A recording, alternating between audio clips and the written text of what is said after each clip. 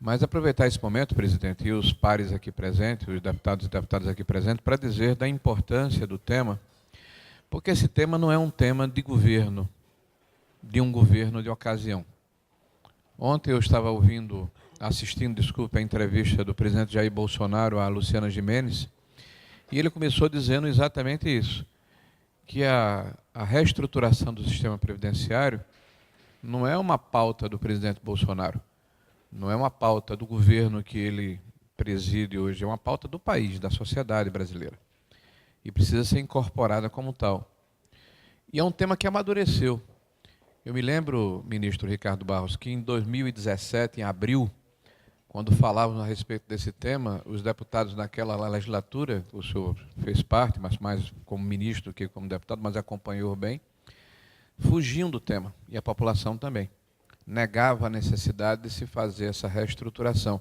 É como se você fosse dar um remédio que fosse curar, mas fosse um pouco amargo, mas que ele vai curar a pessoa, vai permitir que ela seja saudável, que o país volte a crescer, a ter capacidade de prover necessidades mais importantes do conjunto da sociedade, que estão hoje relegadas não por inércia ou por dissídia dos seus administradores, prefeitos e governadores, mas por absoluta incapacidade de prover o financiamento adequado para as questões que já foram elencadas aqui anteriormente pelo Marcelo, como é o caso da saúde pública.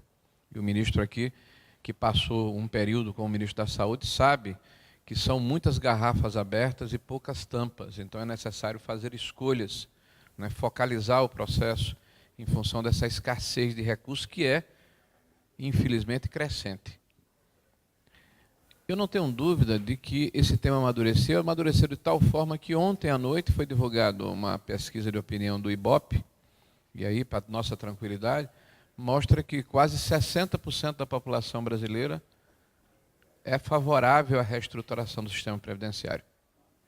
Exatamente 59%, contra 23% que são desfavoráveis.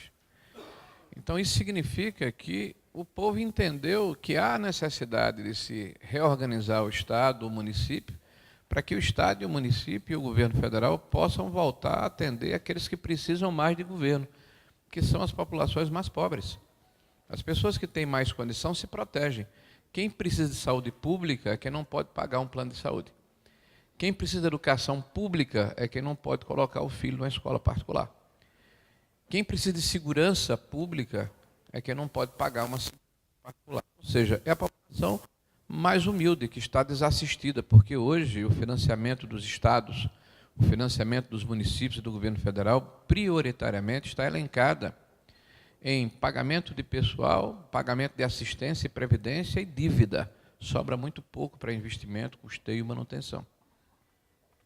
E isso está tão forte que quase 60% do orçamento do governo federal hoje está vinculado a essas despesas obrigatórias.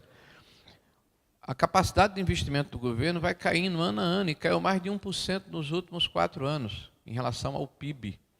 Nós temos hoje 35 bilhões de reais, quando tínhamos, em 2014, presidente Herculano, mais de 100 bilhões, caiu para 1/3 da condição que o governo federal tem de fazer investimentos em infraestrutura. E a continuar nesse ritmo, em 2022, será zero, não terá nenhum recurso. E isso penaliza, vitimiza, principalmente os mais pobres. Por isso que eu tenho afirmado, de forma absolutamente convicta, que manter o sistema atual, manter a inércia em que nos encontramos, penaliza e prejudica os mais pobres, penaliza e prejudica aqueles que são mais fragilizados, fragiliza a administração das cidades, no caso aqui os municípios, porque as pessoas moram nas cidades, as pessoas vivem nas cidades, as pessoas demandam os prefeitos, as pessoas demandam os seus vereadores. E eu, deputado Marcelo, também fui vereador, também fui presidente de Câmara, também não tive a oportunidade de ser prefeito, mas convivi no município, numa célula que fiscaliza a administração pública, o Executivo Municipal, e tenho uma noção, na atividade política, da necessidade de termos municípios fortes, municípios saudáveis, municípios que possam atender às necessidades das suas populações para evitar as distorções que ocorrem, principalmente nos grandes centros urbanos, nas capitais e nos centros das regiões metropolitanas. Então, em cada uma dessas cidades, elas terminam sendo penalizadas, porque se tem uma condição melhor, os municípios do entorno, até por escassez de recursos, terminam transferindo as suas necessidades de serviço para os centros mais fortalecidos financeiramente. E isso gera toda sorte de distorção. A assistência à saúde, a assistência social, a questão de serviços, a busca da empregabilidade, a vulnerabilidade das populações que moram no entorno das cidades. Então, isso precisa ser enfrentado e só vai ser enfrentado com muita coragem, presidente. E aí eu quero aqui fazer um registro, dizer que a liderança do presidente Haroldo e de sua diretoria tem sido decisiva no sentido de buscar essa interlocução com o governo federal, de buscar a redefinição de um novo pacto federativo.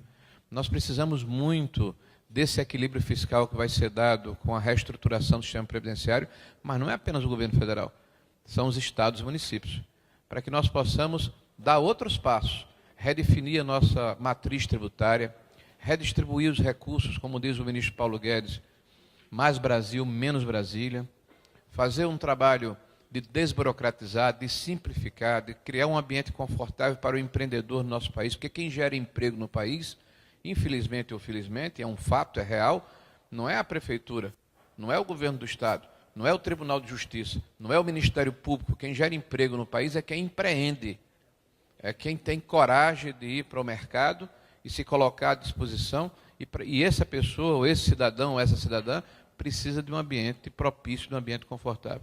E essa é a nossa tarefa, prefeito. E essa é a nossa tarefa, senhores e senhoras deputados. Então, vamos a ela, e não tenho dúvida que nós vamos vencer. E parabéns pelo trabalho, Haroldo, e parabéns, Herculano, equipe, deputados e deputadas da Frente Municipalista.